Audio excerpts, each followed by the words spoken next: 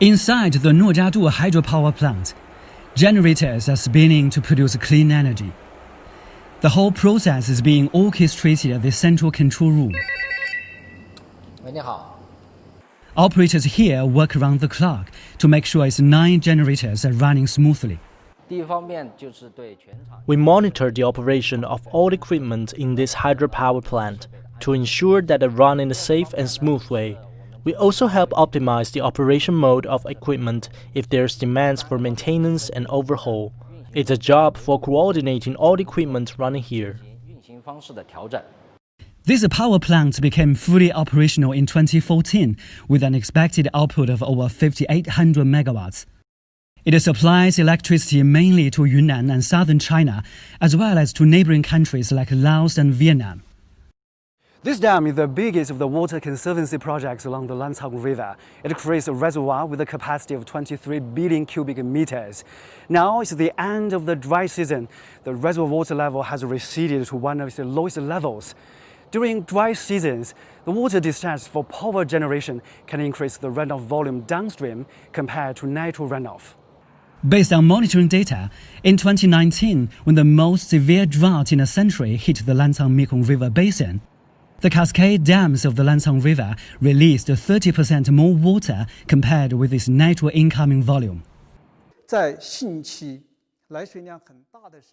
Lancang Cascade reservoirs store floodwater in the rainy season and discharge more water in the dry season. Based on our data, during dry seasons in the past 5 years, we've released twice as much water compared with the natural runoff.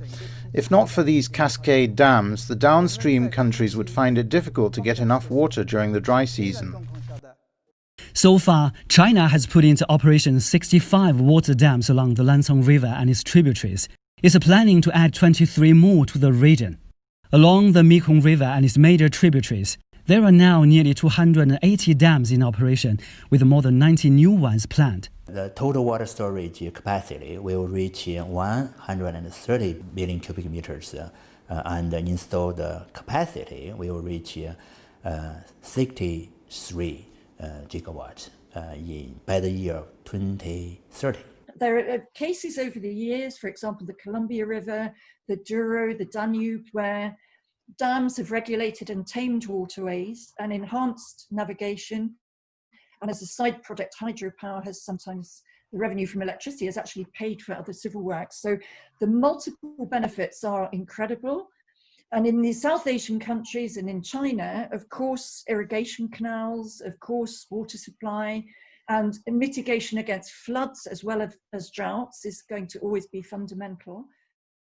However, there are those who oppose the dams. A U.S. government-sponsored study concluded the Chinese dams held back vast volumes of Mekong waters during the drought in 2019, impacting millions of people. But a separate study showed the contribution rate of the Lancang River is small at the Stentuang hydrological station in the lower Mekong. The largest contribution actually comes from eastern tributaries with more than 20%. Ma Hongqi helped construct the Lancang River cascade dams and many other dams across China. The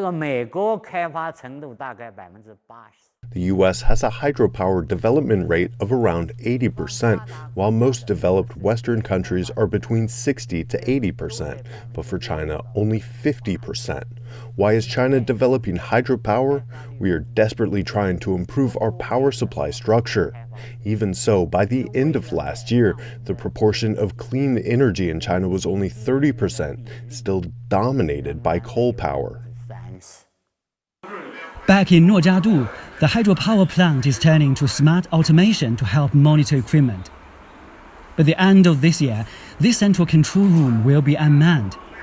It's a move to reduce operational costs, increase productivity, and churn out more clean energy. 孟庆生 CGTN, Yunnan Province.